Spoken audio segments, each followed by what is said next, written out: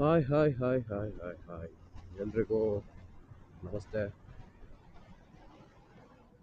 ಇವತ್ತು ಹೇಳಕ್ ಹೊರಟಿರೋ ವಿಷಯ ಏನಂದ್ರೆ, ಇಫ್ ಇನ್ ಕೇಸ್ ನೀವು ಯಾವತ್ತಾದರೂ ಟ್ರಾವೆಲ್ ಮಾಡಬೇಕಾದ್ರೆ it's better to choose the city ಸೈಡ್ಗಿಂತ ನೀವು ಬೆಟರ್ ನಾರ್ಮಲ್ ಸರೌಂಡಿಂಗ್ ಸೈಡ್ ಇರುತ್ತಲ್ಲ, ಲೈಕ್ ಹಳ್ಳಿ ಒಳಗೆ ಹೋಗೋದು, ಇಂಟೀರಿಯರ್ ಹೋಗೋದು, ಈ ಥರ ಚೂಸ್ ಮಾಡ್ಕೊಳ್ಳಿ. ಯಾಕಂದರೆ ಮೋಸ್ಟ್ ಆಫ್ ದ ಟೈಮ್ಸ್ ಹೈವೇಲಿ ನೀವು ಟ್ರಾವೆಲ್ ಮಾಡಿದ್ರೆ ಅಂಥ ಪರಿ ನಿಮಗೆ ಟ್ರಾವೆಲಿಂಗ್ ಎಕ್ಸ್ಪೀರಿಯನ್ಸ್ ಏನಾಗಲ್ಲ. ಆ್ಯಕ್ಚುಲಿ ಫಸ್ಟು ಮೊದಲನೇದಾಗಿ ನಿಮಗೆ ಹೇಳ್ಬೇಕಾಗಿರೋ ಕೆಲವೊಂದು ವಿಷಯಗಳಿದ್ದಾವೆ. ಮೊದಲನೇದಾಗಿ ಅಂದರೆ ತುಂಬ ವಿಷಯ ಇದೆ, ಅದರಲ್ಲಿ ಒಂದೊಂದೇ ಹೇಳ್ಕೊಂಡು ಹೋಗ್ತೀನಿ, ಕೇಳಿಸ್ಕೊಳ್ಳಿ. There is A difference between traveller and A tourist. ಇದನ್ನು ಫಸ್ಟ್ ಅರ್ಥ ಮಾಡ್ಕೊಳ್ಳಿ. ನೀವು ಇನ್ಸ್ಟಾ ಬಯೋ, ಫೇಸ್ಬುಕ್ ಕೆಳಗಡೆ ವಾಟ್ಸಪ್ಪಲ್ಲಿ ಸ್ಟೋರಿ ಹಾಕೋದಾಗಿರಲಿ, ಆಮೇಲೆ ಟ್ರಾವೆಲರ್ ಅಂತೇಳಿ ಒಂದು 4-5 ಸ್ಟೇಟಿಂದು ಅಥವಾ 4-5 ಕಂಟ್ರೀಸ್ದು ಫೋಟೋ ಹಾಕ್ಬಿಟ್ಟಿರ್ತೀರ, ನಿಮಗೆ ನೆನಪಿರುತ್ತೆ. ಅಥವಾ ಆ ದೇಶದ ಫ್ಲ್ಯಾಗ್ನ ಹಾಕ್ಕೊಂಡು ನಾನು ಇಷ್ಟು ಕಂಟ್ರಿನ ಸುತ್ತಬಿಟ್ಟಿದ್ದೀನಿ, ಸಾಧನೆ ಗೈದ್ಬಿಟ್ಟಿದ್ದೀನಿ ಅಂತ ಅನ್ಕೊಂಡು ಹಾಕಿರ್ತೀರ. ಮೊದಲನೇದಾಗಿ ಕಂಗ್ರ್ಯಾಚುಲೇಷನ್ಸ್, ನೀವು ಟ್ರಾವೆಲರ್ ಅಲ್ಲ, ಟೂರಿಸ್ಟ್ ಆಗಿರ್ತೀರ. ಯಾಕೆ ಅಂತಲೂ ಹೇಳ್ತೀನಿ. ಟ್ರಾವೆಲರ್ಗೂ ಟೂರಿಸ್ಟ್ಗೂ ಡಿಫ್ರೆನ್ಸ್ ಫಸ್ಟು ನಿಮಗೆ ಗೊತ್ತಿದೆಯಾ ಅಂತ ನಾನು ಅರ್ಥ ಮಾಡ್ಕೊಂಡಿದ್ದೀನಿ. ಬಟ್ ಆದರೂ ಒಂದ್ಸಲ ಕ್ಲಾರಿಟಿಗೆ ಹೇಳ್ತಾ ಇದ್ದೀನಿ, ಕೇಳಿಸ್ಕೊಳ್ಳಿ. ಟೂರಿಸ್ಟ್ ಅಂದರೆ ಯಾರು ಗೊತ್ತಾ? He will planning. ಅವನಿಗೆ ಪ್ರತಿಯೊಂದು ಪ್ಲ್ಯಾನಿಂಗ್ ಇರುತ್ತೆ. ನಾನು ಇವತ್ತು ಹೊರಟೆ, ಇನ್ನಿಷ್ಟು ದಿವ್ಸಕ್ಕೆ ಅಲ್ಲಿಗೆ ರೀಚ್ ಆಗ್ತೀನಿ, ಅದಾದಮೇಲೆ ಅಲ್ಲಿ ಈ ಜಾಗಗಳನ್ನ ನೋಡ್ತೀನಿ, ಆಮೇಲೆ ಈ ಜಾಗ ನೋಡಿದ್ಮೇಲೆ ಅಲ್ಲಿಂದ ಒಂದು ಹೋಟೆಲ್ ಬುಕ್ ಮಾಡ್ಕೊಂಡಿದ್ದೀನಿ, ನೈಟ್ ಆ ಹೋಟೆಲಲ್ಲಿ ಸ್ಟೇ ಮಾಡ್ತೀನಿ, ಒಳ್ಳೆ ಬಿಸಿನೀರು ಬರುತ್ತೆ, ಸ್ನಾನ ಮಾಡ್ತೀನಿ, ಒಳ್ಳೆ ಊಟ ಸಿಗುತ್ತೆ, ನಮ್ಮ ಕಡೆ ಊಟ ಅಲ್ಲಿ ರೆಡಿ ಆಗುತ್ತಂತೆ, ಸೊ ನಾ ಇಶ್ಯೂ ಇಲ್ಲ, ಊಟ ಮಾಡ್ತೀನಿ. ಆಮೇಲೆ ಊಟ ಮಾಡಿ ಅಲ್ಲಿಂದ ಹೊರಡ್ತೀನಿ. ಸೊ 4 ದಿವಸದಲ್ಲಿ ನಾನು ಕವರ್ ಮಾಡ್ಕೊಂಡು ಬಂದ್ಬಿಡ್ತೀನಿ. ಲೈಕ್ ಒಂದು ಎಕ್ಸಾಂಪಲ್ ಕೊಡ್ತೀನಿ. ಬೆಳಗ್ಗೆ ಮಧ್ಯರಾತ್ರಿ ಒಂದು 10 ಗಂಟೆ, ಮಧ್ಯರಾತ್ರಿ ಒಂದು 11-11:30 ಇಲ್ಲ ಅಂದರೆ 1 ಗಂಟೆ ಹಂಗೆ ಬೆಂಗಳೂರು ಬಿಡೋದು, ಬೈಕ್ ಎತ್ಕೊಂಡು ಹೋಗೋದು ಚಿಕ್ಕಮಂಗ್ಳೂರಿಗೆ. ಎಷ್ಟೊತ್ತಿಗೆ? 4 ಗಂಟೆಗೆ. ಒಂದು ಟೀ ಕುಡಿಯೋದು, ಟೀ ಕುಡಿದು ಆಮೇಲೆ ಏನು ಮಾಡೋದು, ಒಂದು 4-5 ಫೋಟೋ ತಗೊಳ್ಳೋದು, ಕುದುರೆ ಮುಖ, ಕೆಮ್ಮಣ್ಣುಗುಂಡಿಲಿ ಯಾವ್ದಾದ್ರು ಒಂದು ನೋಡೋದು, ಇಲ್ಲ ಮುಳ್ಳಯ್ಯನಗಿರಿ, ಮತ್ತೆ ಕಲ್ಲತ್ತಗಿರಿ, ಇಷ್ಟರಲ್ಲಿ ಯಾವ್ದಾದ್ರು ಒಂದು ನೋಡೋದು. ಆಮೇಲೆ ಏನು ಮಾಡೋದು, ಮತ್ತೆ ಬೈಕ್ ಓಡಿಸ್ಕೊಂಡು ಮಧ್ಯಾಹ್ನ 3 ಗಂಟೆಗೆ ವಾಪಸ್ ಬೆಂಗಳೂರಿಗೆ ಬರೋದು. ಆಮೇಲೆ ಇನ್ಸ್ಟಾದಲ್ಲಿ ಹಾಕೋದು, ವೆಲ್ ಬ್ಯಾಕ್ ಟು ಬ್ಯಾಂಗ್ಳೂರ್, ಹೋಗ್ಬೇಕಾರೆ off to Bangalore, off Bangalore, OFF ಏನೇನೋ ಹಾಕೋದು. ಸೊ ಕ್ಲಾರಿಟಿ ಕೊಟ್ಬಿಡ್ತೀನಿ. ನೀವು ಟೂರಿಸ್ಟ್, ಅವ್ರನ್ನ ರೈಡರ್ ಅಂತಾರೆ. ರೈಡರ್ ಅಂದರೆ ಯಾರು ಗೊತ್ತಾ? ಅವ್ರಿಗೆ ಸ್ಪೀಡ್ ಮೇಲೆ ತುಂಬ ಆಸೆ ಇರುತ್ತೆ. ಆಮೇಲೆ if you are going through any tour package or well prepared plans and staying in hotels and comfortable ಆಗಿದ್ದರೆ ಅದನ್ನು ನೀವು ಟೂರಿಸ್ಟ್ ಅಂತಾರೆ. ನೀವು ನೋಡಿರ್ಬೋದು, ಟೂರಿಸ್ಟ್ ಪ್ಲೇಸಸ್ ಅಂತಾರೆ ಹೊರತು ಟ್ರಾವೆಲಿಂಗ್ ಪ್ಲೇಸಸ್ ಅಂತ ಯಾವುದೂ ಇಲ್ಲ. ಟ್ರಾವೆಲಿಂಗ್ ಪ್ಲೇಸಸ್ ಇದ್ದಾವೆ, ಟೂರಿಸ್ಟ್ ಸ್ಪಾಟ್ ಅಂತ ಕರೀತಾರೆ. ಯಾಕಂದರೆ ಅಲ್ಲಿ ಹೋಗಿ ನೋಡಿ ಮತ್ತೆ ಬಂದ್ಬಿಡೋದು ಅಷ್ಟೇ, ಒಂದು 10 ನಿಮಿಷ 15 ನಿಮಿಷ ಇದ್ದು. ಬಟ್ ಟ್ರಾವೆಲರ್ ಅಂದರೆ ಯಾರು ಗೊತ್ತಾ? ಅವರು ಪ್ಲ್ಯಾನ್ ಮಾಡ್ತಾರೆ, ಪ್ಲ್ಯಾನ್ ಮಾಡಲ್ಲ ಅಂತ ಹೇಳ್ತಾ ಇಲ್ಲ, but they won't expect if it is planned ಅಂತ. They plan only 10% it will success ಅಂತ ಅವ್ರಿಗೆ ಗೊತ್ತು. ಯಾಕಂದರೆ ಟ್ರಾವೆಲರಿಗೆ ಗೊತ್ತು ಯಾವಾಗ ಯಾವ ಟೈಮಲ್ಲಿ ಏನು ಸಿಚುವೇಶನ್ ಬರುತ್ತೆ, ಏನಾಗುತ್ತೆ, ಏನಾಗಲ್ಲ, ಇದೆಲ್ಲ ಅವರು ತಿಳ್ಕೊಂಡೇ ಇರ್ತಾರೆ. ಸೊ ಸುಮ್ಮನೆ ಏನು ಮಾಡ್ತಾರೆ, ಹೋಗ್ತಾರೆ, ನೋಡ್ತಾರೆ, ಬರ್ತಾರೆ ಅಂತಲ್ಲ, ಅವರಲ್ಲಿ ಟೈಮ್ನ ಸ್ಪೆಂಡ್ ಮಾಡ್ತಾರೆ. ಅವ್ರಿಗೆ ಎಕ್ಸ್ಪ್ಲೋರ್ ಮಾಡೋಕ್ಕೆ ತುಂಬ ಆಸೆ ಇರುತ್ತೆ ಟ್ರಾವೆಲರ್ಗೆ. ಅವರು ಹೈವೇಗಿಂತ ಹಳ್ಳಿಗಳು ಮತ್ತು ನಾರ್ಮಲ್ ರೋಡ್ಗಳನ್ನ ಚೂಸ್ ಮಾಡ್ತಾರೆ. ಆಮೇಲೆ ಕಂಫರ್ಟಬಲ್ ರೂಮ್ಗಳಿಗಿಂತ ಯಾವ್ದಾದ್ರು ಮನೆ ಅಥವಾ ಯಾರಾದರೂ ಲೋಕಲ್ ಹತ್ರ ಮಾತಾಡ್ಕೊಂಡು ಅವ್ರ ಮನೇಲಿ ಉಳ್ಕೊಳ್ಳೋದು, ಅಥವಾ ಟೆಂಟ್ ಹಾಕ್ಕೊಳ್ಳೋದು, ಅಥವಾ ಎಲ್ಲೋ ಒಂದು ಕಡೆ ಮಲ್ಕೊಳ್ಳೋದು, ಆಶ್ರಮದಲ್ಲಿ ಎಲ್ಲರೂ ಫ್ರೀಯಾಗಿ ಊಟ ಕೊಟ್ಟರೆ ಅಲ್ಲಿ ಊಟ ಮಾಡೋದು, ಅವ್ರಿಗೆ ಊಟ ಬೇಕೇ ಬೇಕು ಅನ್ನೋದು ಇರಲ್ಲ. ಊಟ ಸಿಕ್ಕರೆ ಊಟ, ಇಲ್ಲ ಅಂದರೆ ನಡೆಯುತ್ತೆ. ಅವರು ಊಟಕ್ಕೆ ಅಥವಾ ನಿದ್ದೆಗೆ ಬಂದಿರಲ್ಲ ಟ್ರಾವೆಲರ್ಸು. ಒಂದು ಬ್ಯಾಗ್ ತೊಗೊತಾರೆ, ಇಲ್ಲ ಏನಾದ್ರು ಲಗೇಜ್ ಪ್ಯಾಕ್ ಮಾಡ್ಕೊತಾರೆ. ಎಷ್ಟು ಮಿನಿಮಲ್ ಆಗುತ್ತೋ ಅಷ್ಟು ಮಿನಿಮಲ್ಲು ಟ್ರಾವೆಲರ್ಸು ಬಟ್ಟೆ ತೊಗೊಳೋದು. ಹೆಂಗೆ ಗೊತ್ತಾ, ಒಂದು ಪ್ಯಾಂಟು, ಒಂದು ಶರ್ಟು, ಒಂದು ಟೀ ಶರ್ಟು, ಎರಡು ಅಂಡರ್ವೇರು, ಆಮೇಲೆ ಮತ್ತೆ ಇನ್ನೇನಾದರೂ ಸಣ್ಣ ಪುಟ್ಟ ಐಟಮ್ಮು, ಕ್ರೀಮು ಪಾಮು ಇಲ್ಲ, ಒಂದು ಯಾವ್ದಾರು ಒಂದು ಮಾಯ್ಶ್ಚರೈಸರು, ವ್ಯಾಸ್ಲೀನು, ಆಮೇಲೆ ಒಂದು, if they are going by bike, riding gears important ಆಗುತ್ತೆ ಅವ್ರಿಗೆ. ಆಮೇಲೆ ಸಣ್ಣ ಪುಟ್ಟದ ಐಟಮ್ಗಳನ್ನ ತೊಗೊತಾರೆ, ಜಾಸ್ತಿ ತೊಗೊಳಲ್ಲ. ಒಂದೇ ಬಟ್ಟೆಲಿ ಪೂರ್ತಿ ಅವರು ಟ್ರಾವೆಲಿಂಗ್ನೇ ಮಾಡಿ ಮುಗಿಸ್ತಾರೆ. ಸೊ ಇದರಿಂದ ಏನು ಅರ್ಥ ಆಗುತ್ತೆ ಅಂದರೆ, travellers who are without any expectation, they want to explore the things how it is. Tourist ಹಂಗಲ್ಲ, they get disappointed when they don't see what they wanted to see and where they go. ಇವಾಗ ನಾನು ನಂದಿ ಹಿಲ್ಸಿಗೆ ಹೋಗ್ತೀನಿ. If you are a traveller, Nandi ಹಿಲ್ಸಿಗೆ ಹೋಗುವಾಗ ನೀವು ನೋಡಿದಿರೋ ಇಲ್ವೋ ಗೊತ್ತಿಲ್ಲ, ಟ್ರಾವೆಲರ್ಸಿಗೆ ಹೇಳ್ತೀನಿ ಕೇಳಿಸ್ಕೊಳ್ಳಿ. ಹೋಗ್ಬೇಕಾದ್ರೆ ನೆಕ್ಸ್ಟ್ ಲೆವೆಲ್ ಹೈವೇ ಬರುತ್ತೆ. ಆ ಒಂದು ಏರ್ಪೋರ್ಟ್ ಎಂಟ್ರೆನ್ಸ್ ರೋಡ್ ಇದೆಯಲ್ಲ ಅದು. ಅದಾದಮೇಲೆ ಅಲ್ಲಿ ಲೆಫ್ಟಿಗೆ ಹೊಡ್ಕೊತೀವಿ. ಲೆಫ್ಟಿಗೆ ಹೊಡ್ಕೊಳಕ್ಕೆ ಮುಂಚೆ ಒಂದು ಫ್ಲೈಓವರ್ ಬರುತ್ತೆ. ಆ ಫ್ಲೈಓವರ್ ಹತ್ರ ಕಂಟಿನ್ಯೂಸ್ ಆಗಿ ನಿಮಗೆ ನೋಡೋಕೆ ಸಿಗುತ್ತೆ ಕೆಲವೊಂದು ದೊಡ್ಡ ದೊಡ್ಡ ಫುಡ್ ಚೈನ್ ಕಂಪನೀಸ್ದು ಹೋಟೆಲ್ ಇದ್ದಾವೆ. ಅದೆಲ್ಲ ಸ್ಕಿಪ್ ಮಾಡ್ತಾರೆ ಅವರು. ಅವ್ರೇನು ಮಾಡ್ತಾರೆ, ನೆಕ್ಸ್ಟ್ ಲೆಫ್ಟ್ ತೊಗೊಂಡ್ಮೇಲೆ ನಂದಿ ಹಿಲ್ಸ್ ರೋಡಲ್ಲಿ ಸಣ್ಣ ಸಣ್ಣ ಪುಟ್ಟು ಟೀ ಸ್ಟಾಲ್ ಇರುತ್ತೆ, ಅಲ್ಲೋಗಿ ಟೀ ಕುಡಿತಾರೆ. ಒಂದು ಫೋಟೋನು ತಗೊಳ್ಳಲ್ಲ ಅಲ್ಲಿ. ಅಲ್ಲಿಂದ ಹೋಗ್ತಾರೆ, ಮುಂದಕ್ಕೆ ಹೋದ್ಮೇಲೆ ಆ ಟರ್ನಿಂಗ್ ಇದೆಯಲ್ಲ, ನಂದಿ ಟರ್ನಿಂಗು, ಅಲ್ಲಿ ಎಲ್ಲರೂ ನಾರ್ಮಲ್ ಆಗಿ ಊಟ ಮಾಡಿದ್ರೆ ಅವ್ರು ಒಂಚೂರು ಮುಂದೆ ಹೋಗ್ಬಿಟ್ಟು ಅಲ್ಲಿ ಸೀಬೆಹಣ್ಣು, ಗ್ರೇಪ್ಸು ಇದನ್ನು ತಿಂದ್ಬಿಟ್ಟು ಮುಂದೆ ಹೋಗ್ತಾರೆ. ಅದಾದಮೇಲೆ ಎಲ್ಲರೂ ಅಲ್ಲಿ ಏನು ಮಾಡ್ತಾರೆ, ಇನ್ನೂ ಚೂರು ಮುಂದೆ ಹೋದ್ಮೇಲೆ ಹತ್ತುವಾಗ, ನಂದಿ ಹಿಲ್ಸ್ ಹತ್ತುವಾಗ ಒಂದು ಟರ್ನಿಂಗ್ ಪಾಯಿಂಟಲ್ಲಿ ವ್ಯೂ ಪಾಯಿಂಟ್ ಟೈಪಲ್ಲಿ ಇದೆ. ಅದು ಯಾರೂ ನೋಡಿರಲ್ಲ, ಯಾಕಂದರೆ ಎಲ್ಲರೂ ರಶ್ ಆಗಿರ್ತಾರೆ, ಫುಲ್ಲು ಬೇಗ ಹೋಗ್ಬೇಕು, ಮೇಲ್ಗಡೆ ನಾನು ನೋಡಬೇಕು, ಇದು ಸನ್ಸೆಟ್ಟು ಅಂದ್ಕೊಂಡು ಓಡ್ಬಿಡ್ತಾರೆ. ಅವ್ರು ಹೋಗೋದೇನಕ್ಕೆ, ಅಲ್ಲಿ ಹೆಂಗೆ ಅಂದರೆ, ನೀವು ಇಲ್ಲಿದ್ದೀರಾ, ಮೋಡ ಇಲ್ಲಿದೆ, ನೀವು ಇಲ್ಲಿದ್ದೀರಾ, ಸೂರ್ಯ ಹಿಂಗೆ ರೈಸ್ ಆಗಿದ್ರೆ ಆ ಒಂದು 7 ಕಲರ್ಸು ಅಥವಾ ಆ ಸ್ಕೈ ಫುಲ್ಲು ಸ್ಕ್ಯಾಟರ್ ಆಗೋದು ಲೈಟು, ಆ ಮೋಡದ ಮೇಲೆ ಸೂರ್ಯ ಬಂದಾಗ ಟೈಮ್ ಲ್ಯಾಪ್ಸು, ಇದನ್ನ ನೋಡ್ಕೊಂಡು ಬಂದ್ಬಿಡ್ತಾರೆ. ಬಟ್ ನೀವು ನೋಡಬೇಕಾದಂಥ ಪ್ಲೇಸಸಲ್ಲಿ ತುಂಬ ಇದೆ. ನಂದಿ ಹಿಲ್ಸ್ ಮೇಲ್ಗಡೆ ಹೇಳ್ತಾ ಇದ್ದೀನಿ ನಾನು, ನಂದಿ ಹಿಲ್ಸ್ ಕೆಳಗಡೆ ಅಲ್ಲ, ಮೇಲ್ಗಡೆನೇ ಹೇಳ್ತೀನಿ ಕೇಳಿ. ನಂದಿ ಹಿಲ್ಸ್ ಹತ್ರ ನೀವು ನೋಡೋದಲ್ಲಿರೋಂಥ ಪಾಯಿಂಟ್ಗಳು ಹೇಳ್ತೀನಿ. ಟಿಪ್ಪು ಡ್ರಾಪು ಆಲ್ಮೋಸ್ಟ್ ಎಷ್ಟೋ ಜನ ಸ್ಕಿಪ್ ಮಾಡಿಬಿಡ್ತಾರೆ. ಎಲ್ಲಿದೆ ಅನ್ನೋದು ಗೊತ್ತಿಲ್ಲ ಟಿಪ್ಪು ಡ್ರಾಪ್ ಏನು ಅನ್ನೋದು ಗೊತ್ತಿಲ್ಲ. ಅದಾದಮೇಲೆ ಅಲ್ಲೊಂದು ಹೊಯ್ಸಳ ಹೋಟೆಲ್ ಇದೆ. ಆ ಹೋಟೆಲ್ ಪಕ್ಕದಲ್ಲಿ ಸ್ವಲ್ಪ ಕೆಳಗೆ ಹೋಗೋಕ್ಕೆ ಜಾಗ ಇದೆ. ಅಲ್ಲಿಂದ ನಿಂತ್ಕೊಂಡು ನೋಡಿದ್ರೆ ತುಂಬ ಚೆನ್ನಾಗಿದೆ. ಆಲ್ಮೋಸ್ಟ್ ಎಲ್ಲ ಬೈಕಲ್ಲಿ ಹೋಗೋದ್ರಿಂದ ಬೆಟ್ಟ ಹತ್ಬೋದು ಅನ್ನೋದು ಜನಕ್ಕೆ ಕಮ್ಮಿ ಗೊತ್ತು. ಬಟ್ ಆದರೆ ಅಲ್ಲಿ ವಾಕ್ ಮಾಡೋಕ್ಕೆ ಅಂತ ಜಾಗ ಇದೆ, ಅಲ್ಲಿ ಕುತ್ಕೊಳ್ಳೋಕೆ ಜಾಗ ಇದೆ, ಅಲ್ಲಿ ಟ್ಯಾಂಕ್ಗಳಿದ್ದಾವೆ, ಅಲ್ಲಿ ಕುತ್ಕೊಳ್ಳೋಕೆ ಜಾಗ ಇದೆ, ಛತ್ರಿ ಥರ ಇದೆಯಲ್ಲ ಅಲ್ಲಿ. ಅದಾದಮೇಲೆ ದೊಡ್ಡ ಪಾರ್ಕ್ ಇದೆ, ಅಷ್ಟು ದೊಡ್ಡ ಪಾರ್ಕ್ ಇದೆ. ಆಮೇಲೆ ಇನ್ನೂ ಒಂದು ಸ್ಪಾಟ್ ಏನಿದೆ, ನಮ್ಮ ಹಳೆ ಹೀರೋ ದೇವರಾಜ್ ಸರ್ ಇದ್ದಾರಲ್ಲ, ಅವ್ರದ್ದೊಂದು ಮೂವಿ, ಆ ಡೈಲಾಗ್ ಮಾತ್ರ ಗೊತ್ತು, ಮೂವಿ ಹೆಸರು ಗೊತ್ತಿಲ್ಲ. ಆ ಮೂವಿಲಿ ಅವರು ಒಂದು ಡೈಲಾಗ್ ಹೇಳ್ತಾರೆ, ಕೂದಲನ್ನ ಒಂದ್ಸಲ ಸಕ್ ಅಂದ್ಬಿಟ್ಟು ವರ್ಮ, ರಾಜ ರವಿವರ್ಮ ಅಂತೇನೋ ಹೇಳ್ತಾರೆ. ಆ ಶೂಟಿಂಗ್ ಆಗಿರೋವಂಥ ಒಂದು ಪ್ಯಾಲೇಸ್ ಟೈಪಲ್ಲಿದೆ ಅಲ್ಲಿ. ಅದು ಟೂರಿಸ್ಟ್ ಡಿಪಾರ್ಟ್ಮೆಂಟ್ ಅಂಡರಲ್ಲಿದೆ. ಸೊ ಅದರೊಳಗೆ ಓಡಾಡಿದ್ರೆ ಚೆನ್ನಾಗಿ ಕಾಣಿಸುತ್ತೆ. ಅಲ್ಲೇ ಒಂದು ಶಿವಲಿಂಗ ಇದೆ.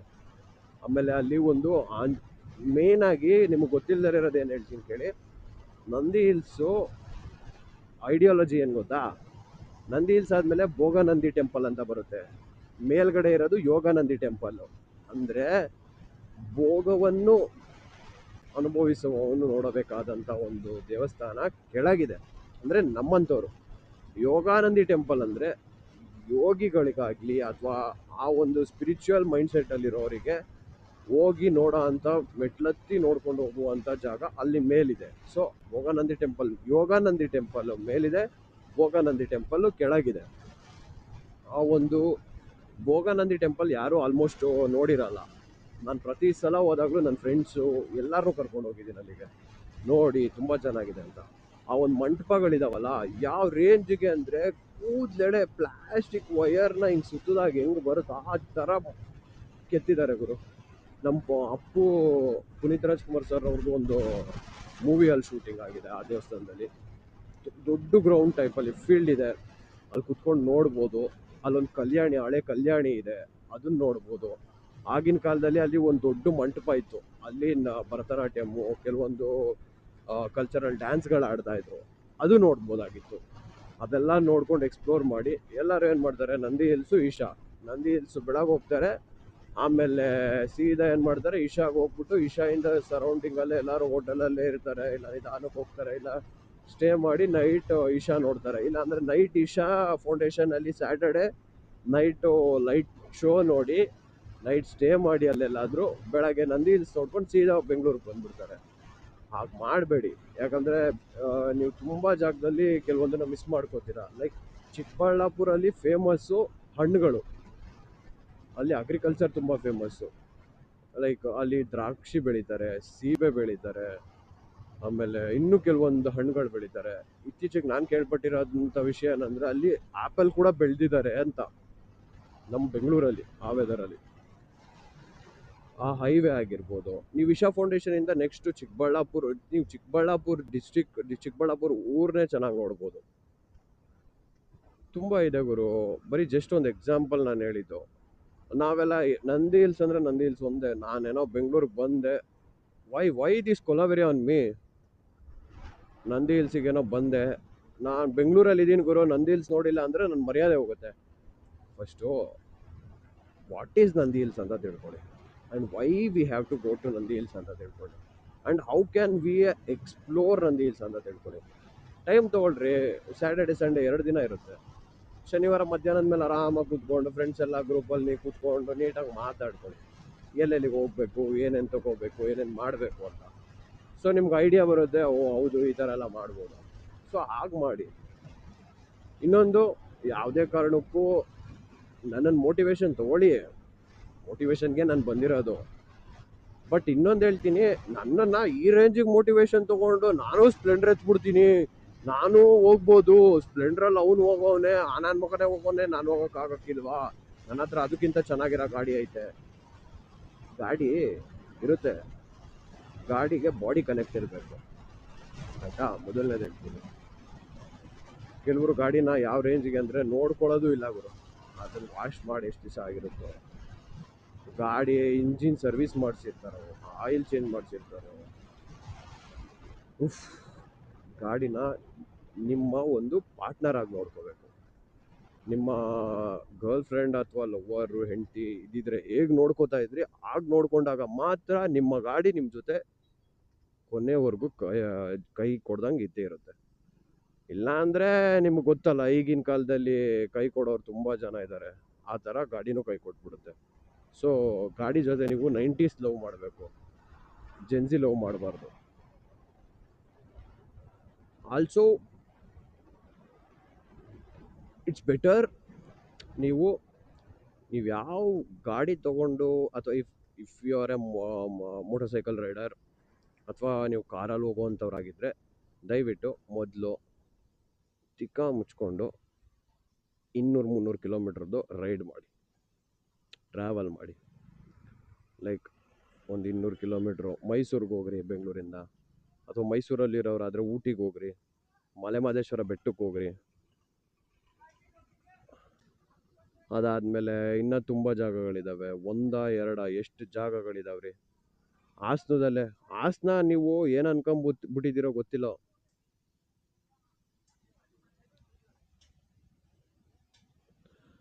ಹಾಸನ ಅಂದರೆ ನೀವೇನು ಅನ್ಕೊಂಬಿಟ್ಟಿದ್ದೀರೋ, ನಾನೊಂದು ಚೆಕ್ ಲಿಸ್ಟ್ ಕೊಡ್ತೀನಿ ನಮ್ಮ ಹಾಸನದವರಿಗೆ. ಹಾಸನದಲ್ಲಿ ನೀವು ಕೆಲವೊಂದು ಜಾಗಗಳು ನೋಡಿದ್ದೀರಾ ಅಂತ ಕೇಳ್ತೀನಿ, ನಿಮಗೆ ನೀವೇ ಆನ್ಸರ್ ಮಾಡ್ಕೊಬಿಡಿ, ನಮಗೇನು ಮಾಡೋಕ್ಕೆ ಹೋಗ್ಬಿಡಿ. ನಾವೇನು ಕಮೆಂಟ್ ಸೆಕ್ಷನಲ್ಲಿ ಹಾಕ್ಬಿಡಿ ಅಥವಾ ನಮ್ಮನ್ನು ಶೇರ್ ಮಾಡಿ ನಿಮ್ಮ ಹೇಳಿ ಅಂತಿಲ್ಲ. ನೋಡೋದಾದರೆ ನೋಡ್ರಿ, ಆವಾಗ ನಿಮಗೆ ನೀವು ಅರ್ಥ ಮಾಡ್ಕೊಳ್ತೀರಾ. ಎತ್ತಿನ ಭುಜ ಕಾಣಿಸುತ್ತೆ, ರೂಟ್ ಇದೆ, ಹೋಗಿದ್ದೀರಾ? ಬೆಟ್ಟದ ಭೈರೇಶ್ವರಗೆ ಹೋಗಿದ್ದೀರಾ? ಆನ್ಬಾಳ್ ಫಾಲ್ಸಿಗೆ ಹೋಗಿದ್ದೀರಾ?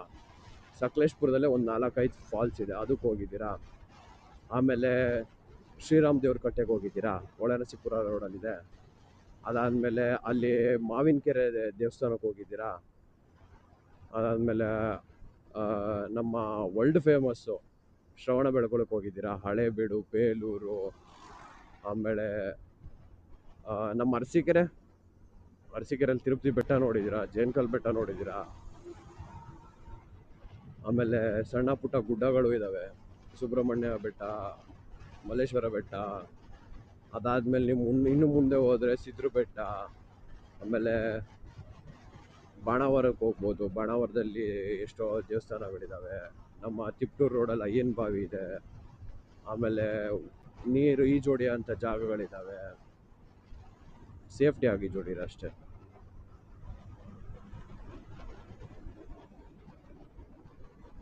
ಆಮೇಲೆ ಇನ್ನು